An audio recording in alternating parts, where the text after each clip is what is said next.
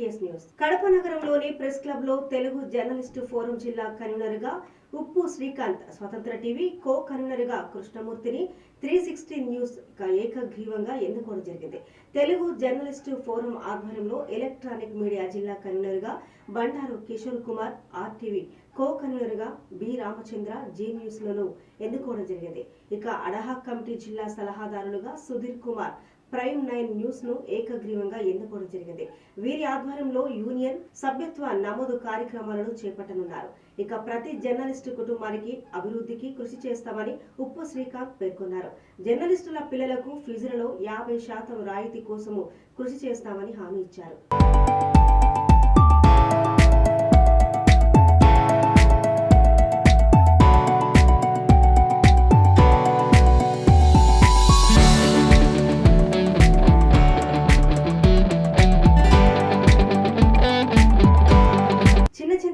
తెలంగాణ రాష్ట్ర ముఖ్యమంత్రి రేవంత్ రెడ్డి నాయకత్వంలో తెలంగాణ ప్రభుత్వం ఇచ్చిన మాట ప్రకారం రుణమాఫీ ప్రక్రియ భాగంగా 1,00,000 రూపాయలు రుణం కలిగిన రైతులకు నేరుగా వారి అకౌంట్లో వారి రుణాన్ని జమ చేస్తున్న సందర్భంగా చిన్న చింతకుంట మండల కేంద్రంలో రైతు వేదికలో వ్యవసాయ శాఖ అధికారులు ఏర్పాటు చేసిన సీఎం రేవంత్ రెడ్డి కాన్ఫరెన్స్ అన్ని గ్రామాల రైతులు, కాంగ్రెస్ పార్టీ నాయకులు వీక్షించారు. ఈ కార్యక్రమంలో సింగిల్ విండో అధ్యక్షులు సురేందర్ రెడ్డి, ఉమా మహేశ్వర్ రెడ్డి, మాజీ కో ఆప్షన్ మహమ్మద్, నియోజకవర్గ యూత్ అధ్యక్షుడు వెంకటేష్, జీజీ పాల్, ప్రదీప్ రెడ్డి, యువజన కాంగ్రెస్ నాయకులు, రైతులు తదితరులు పాల్గొన్నారు.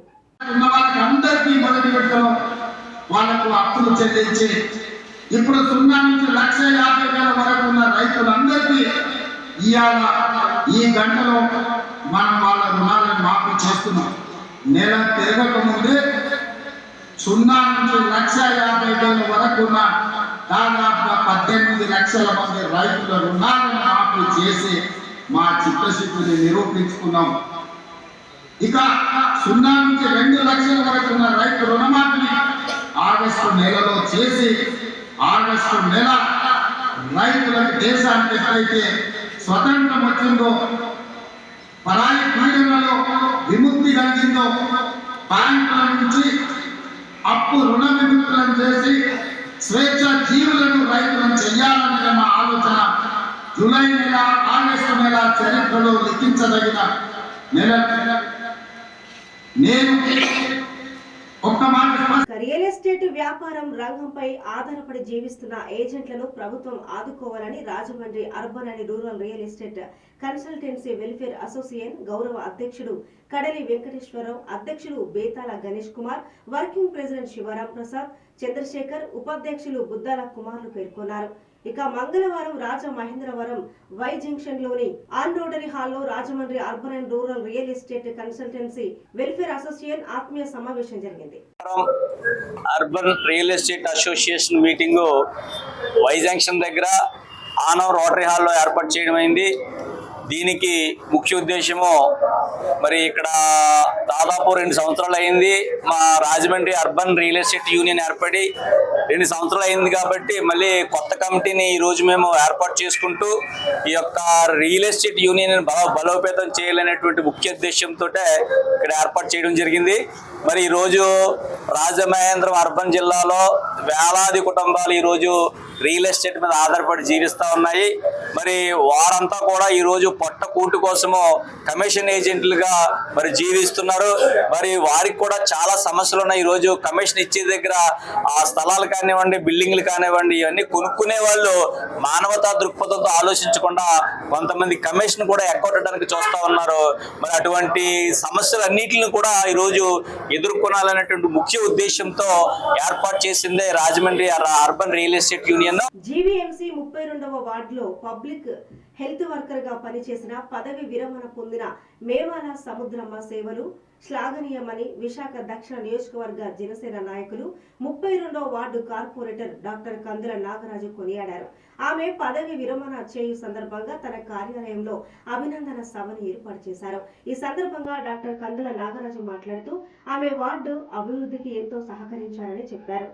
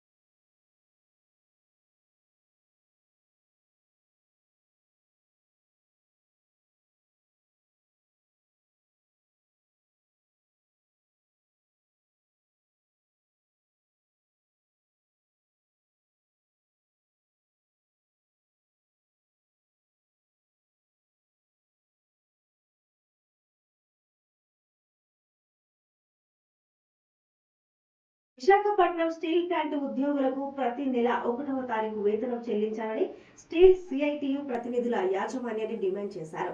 ఇక నేడు స్టీల్ సిఐటియు ఆధ్వర్యంలో ఈడీ వర్క్స్ భవనం ఎదుట ధర్నా నిర్వహించారు.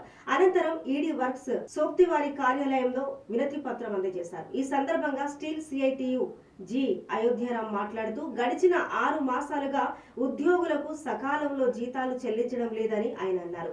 జీతం ఉద్యోగుల హక్కని, ప్రతి నెల 1వ తేదీ జీతం చెల్లించడం యాజమాన్య కనీస బాధ్యత అని ఆయన వివరించారు. వర్క్ మ్యాన్ కి ముందు ప్రయారిటీ ఆ సమస్యకి ఏదైతే ఉందో దాని డబ్బులు ఇచ్చిన తర్వాత మిగతా పేమెంట్ చేయాలని చెప్తుంది. మీరు జిఎస్టీ కడతారు 300 కోట్లు, బ్యాంక్ కడతారు 150 కోట్లు, బ్యాంకులకేమో రీపేమెంట్ చేసి 600 కోట్లు, రైల్వే కడతారు, ఎన్ఎండిసి కడతారు, కట్టమని అన్నాం. కట్టదు దాంట్లో 50 crores అడ్జస్ట్ చేయాలి. అదర్వైజ్ చేత కదా మేనేజ్మెంట్ వదిలేసి వెళ్ళిపోమని అడుగుతుంది. Somebody will come. అది శాలరీ కూడా ఇవ్వకపోతే మీరెందుకంటే కంపెనీ అడగడం అవసరమా? సీట్లో కూర్చొని శాలరీ ఇవ్వాలంటే ఇది కరెక్ట్ కాదండి. ఇలా సీట్లు ఖాళీ చేయండి. డీపీ వెళ్ళిపోయాడు రిజైన్ చేసి. ఎంతమంది రిజైన్ చేస్తారు? రిజైన్ చేయండి. నా పర్సన్ ఆయగా run the company. At least per day sales 3 crores మీరు పక్కన పెడితే 90 crores వస్తుంది. 90 crores full salary for all employees. కావాలని ఈ నెల నెక్స్ట్ డే దాకా మీరు 1525 crores సేల్స్ చేసి కూడా ఈ 2 రోజులు కనీసం 340 కోట్లు ఇవాళ రేపు అయినా సరే మీరు శాలరీ మాకు ఇవ్వట్లేదంటే because of wantedly create the problem. కాబట్టి మీరు మిమ్మల్ని ఆన్సర్ చేయమని చెప్పడం కాదు, మీరు అదే. నిన్న వైకాపా కార్పొరేటర్లు పన్నుల విషయంపై పెట్టిన ప్రెస్ మీట్ గుమ్మడికాయల దొంగ ఎవరంటే భుజాలు తొడుక్కున్నట్టుందని, గత ప్రభుత్వం అద్దె ఆధార పన్ను విధానాన్ని రద్దు చేసి విలువ ఆధార పన్ను విధానాన్ని తీసుకురావడం ఈ ఆర్థిక పన్నుల భారానికి కారణం కాదా అని వైకాపా నాయకులకు సూటిగా ప్రశ్నించారు. ఇక జీవో ఎంఎస్ఎన్ఓ 198 18వ తేదీ 10/2022 సంవత్సరం, ఇక జీవో ఎంఎస్ఎన్ఓ 39 21వ తేదీ 3/2023 సంవత్సరానికి కడప మాస్టర్ ప్లాన్ విడుదల చేసి తీరా ఇప్పుడు అధికారులపై నెట్టడం సముచితం కాదు అని తెలిపారు. చెత్త మీద పన్ను, ఖాళీ జాగుల మీద పన్ను, పెనాల్టీ విధానాన్ని ప్రజలపై రుద్దిన ఈ వైకాపాకు మాట్లాడే నైతిక హక్కు లేదని తెలిపారు. ఆ అధిక పన్నులేక భారానికి కారణం ఏంటయ్యా అంటే జీవో నంబర్ 198 అని చెప్తున్నారు. ఆ పెనాల్టీలకు కారణం ఏంటయ్యా అని అడిగితే మాస్టర్ ప్లాన్ అని చెప్తున్నారు. స్వయంగా వారే చెప్తున్నారు. ఆ జీవో నంబర్ 198 మరియు ఆ మాస్టర్ ప్లాన్ ఎవరయ్యా తెచ్చిందని ఒకసారి చూస్తే అది వాళ్ళ ప్రభుత్వమే, వైఎస్ఆర్ కాంగ్రెస్ పార్టీ ప్రభుత్వమే తీసుకొచ్చింది. మాస్టర్ ప్లాన్ మనకు ఒకసారి చూస్తే GO number 39 municipal administration urban development department వాడు విడుదల చేశారు 21వ మార్చి 2023 సంవత్సరం. ఇది వాస్తవం కాదా అని చెప్పి వాళ్ళు అడుగుతున్నారు. అదేవిధంగా జీవో నంబర్ 198 విడుదల చేసింది వైకాపా ప్రభుత్వం కాదా? మీ అధినేత జగన్మోహన్ రెడ్డి గారి సారథ్యంలో కొలువుదీరిన ప్రభుత్వం విడుదల చేసిన ఈ జీవో కాదా అని చెప్పి వాళ్ళు అడుగుతున్నారు. అంటే చట్టాలు వీళ్ళే చేస్తారు, జీవోలు విడుదల వీళ్ళే చేస్తారు, ఏడీపీ సర్వేలు వీళ్ళే చేస్తారు, మాస్టర్ ప్లాన్లు వీళ్ళే ఇస్తారు. తీరా అది అమలయ్యేసరికి ఆ తతంగాన్ని, ఆ దోషాన్నింటి కూడా అధికారుల మీద నెట్టడం, అదేవిధంగా వచ్చే కొత్త ప్రభుత్వాల మీద దూషణ చూపించడం.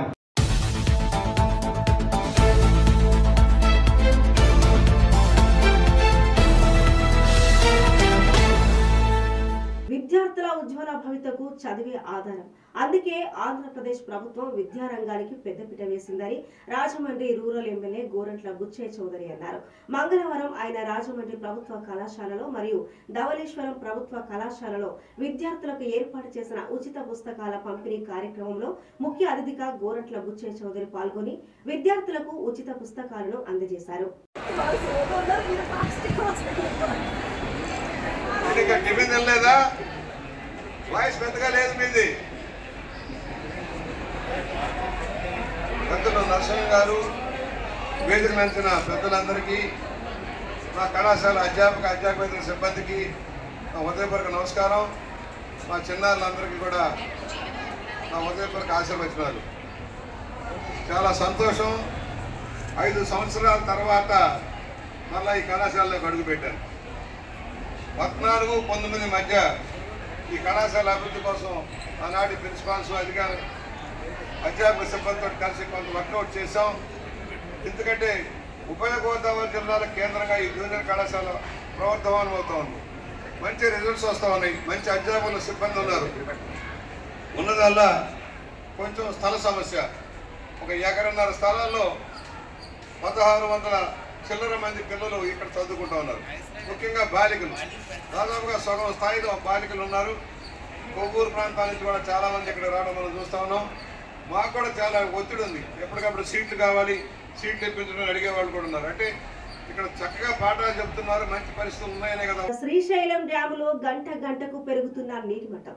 మరో 2 గేట్లు ఎత్తిన అధికారులు, ఇక 5 గేట్ల ద్వారా నీటిని దిగువకు వదులుతున్న అధికారులు. ఆగస్టు 1న శ్రీశైలానికి సీఎం చంద్రబాబు గారు కృష్ణమ్మకు జలహారతి ఇవ్వనున్న ముఖ్యమంత్రి.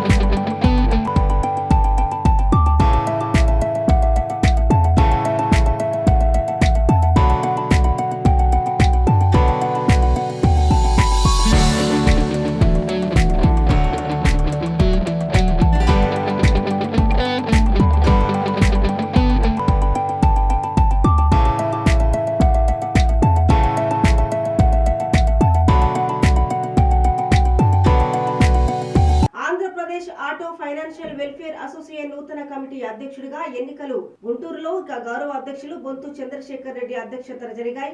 ఏకగ్రీవంగా జరిగిన ఈ ఎన్నికల్లో అసోసియేషన్ కు నూతన అధ్యక్షుడిగా రాజమహేంద్రవరానికి చెందిన నాగరాజు, ఫైనాన్స్ అధినేత వల్లెపు మంగరాజును ఎన్నికయ్యారు.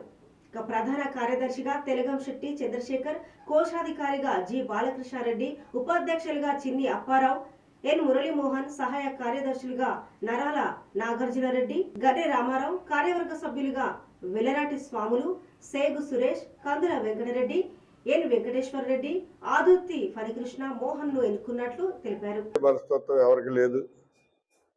ఆటోలు చాలా మందికి మరి వేళ జీవనోపాధి కల్పిస్తున్నటువంటి ఆటోల్ని బ్యాంకులు ఫైనాన్స్ సరిగా చేయకపోవడం వల్ల ఈ ఆటో ఫైనాన్స్ కంపెనీల ద్వారా మరి ఆటోలు ఫైనాన్స్ చేయడం జరుగుతుంది. మన రాష్ట్రంలో మరి ఆటోల మీద బ్రతికి జీవనం సాగించేటువంటి కుటుంబాలు 30 లక్షల మంది కుటుంబాలు ఈవేళ మన రాష్ట్రంలో ఈ ఆటోల మీద బ్రతికి జీవనం సాగిస్తున్నారు.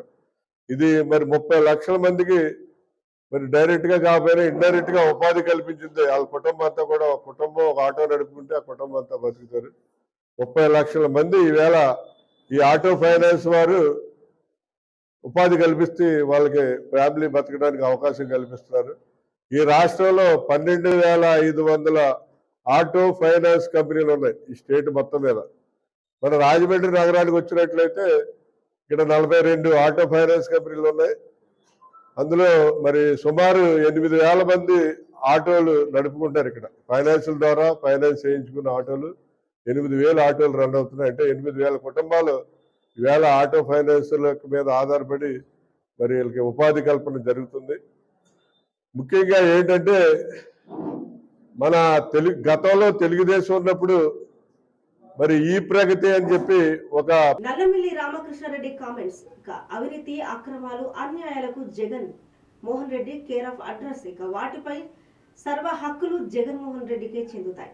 రాష్ట్రంలో ప్రస్తుతం వైసీపీ నేతలను చూస్తుంటే దొంగే దొంగ దొంగ అన్నట్టుగా ఉంది. మిథున్ రెడ్డి, పెద్దిరెడ్డి అరాచకాలు రాష్ట్రంలో అందరికీ తెలిసినవే. నేరస్తులపై చర్యలు తీసుకుంటుంటే కక్ష సాధింపు చర్యలు అంటున్నారు.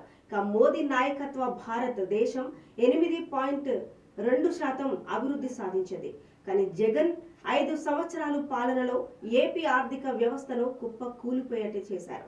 ఏపీని అన్ని విధాలా ఆదుకునేలా కేంద్ర బడ్జెట్ రూపొందించారు. ప్రజలు కేంద్ర బడ్జెట్ ని మనస్ఫూర్తిగా స్వాగతిస్తున్నారు. అన్ని రంగాలను సృష్టిస్తూ బడ్జెట్ సాగింది. రాష్ట్రానికి గతంలో ఎప్పుడూ లేని విధంగా ఆల్మోస్ట్ స్వాతంత్రం వచ్చిన దగ్గర నుంచి తీసుకుంటే ఏ బడ్జెట్లోని కూడా ఆంధ్రప్రదేశ్ రాష్ట్రానికి ఇంత పెద్ద ఎత్తున ప్రయోజనం చేకూరిన బడ్జెట్ లేదు అనేది కూడా ఈ సందర్భంగా తెలియజేస్తూ ఉన్నాం. గారికి, హోంమంత్రి గారికి, అదేవిధంగా ఆర్థిక మంత్రి గారికి హృదయపూర్వకంగా కృతజ్ఞతలు తెలియజేస్తూ ఉన్నాం. ముఖ్యంగా ఇవాళ గృహ నిర్మాణం గత ప్రభుత్వ హయాంలో ఏ విధంగా సాగిందో చూస్తూ ఉన్నాం. 2 సెంట్లు ఇస్తామన్నారు, 3 సెంట్లు ఇస్తామన్నారు, చివరికి 1.5 సెంటు ఇచ్చి ఏదైతే కేంద్ర ప్రభుత్వం 1,80,000 రూపాయలు అందిస్తూ ఉందో అది తప్పించి రాష్ట్ర ప్రభుత్వం సహకారం ఏ విధంగానూ లేకుండా చాలని గదులతో గృహ నిర్మాణం చేపట్టి ఇవాళ ఎవరైతే లబ్ధిదారుల్ని ఇక్కట్ల పాలు చేసిన సంగతిని చూసాం. ఇవాళ ఆ విధంగా కాకుండా కేంద్ర ప్రభుత్వం మొత్తంగా 4 లక్షలతో గృహ నిర్మాణం చేపట్టాలని నిర్ణయం తీసుకుంది. 2.5 లక్షల రూపాయలు కేంద్ర ప్రభుత్వం నుంచి ఇస్తే రాష్ట్ర ప్రభుత్వం వాటాగా 1,50,000 రూపాయలు ఇవ్వాలి.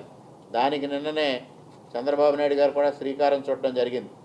3 సెంట్లు స్థలం ఇచ్చి. తిరుపతి జిల్లా చంద్రగిరి నియోజకవర్గం పాకాల మండలం ఊట్లవారిపల్లి సమీపంలో ఆనందగిరిపై వెలిసిన శ్రీవల్లి దేవసేన సమేత సుబ్రహ్మణ్య స్వామి 70వ ఆడికృతిక బ్రహ్మోత్సవాలు కార్యక్రమంలో భాగంగా ఉంచాల సేవ, పుష్ప పల్లకి సేవలో చంద్రగిరి ఎమ్మెల్యే పులివర్తి నాని పాల్గొన్నారు. ఈ కార్యక్రమంలో ఈవో ఎస్ యువరాణి, ఆలయ కమిటీ చైర్మన్ చంద్రశేఖర్, కమిటీ సభ్యులు Battu Balasekhar Reddy, S Lalitha, K Narender Babu, P Chengalraya, P Hari, N Raghunathaiah, P Chengalrayudu, G Rangaprasad, B Sivakumar, K Tulasi, HM Krishnamurthy Sharma, ప్రజాప్రతినిధులు, అధికారులు, జూనియర్ అసిస్టెంట్ ప్రకాష్ నాయుడు, సిబ్బంది భాస్కర్, మణి తదితరులు పాల్గొన్నారు.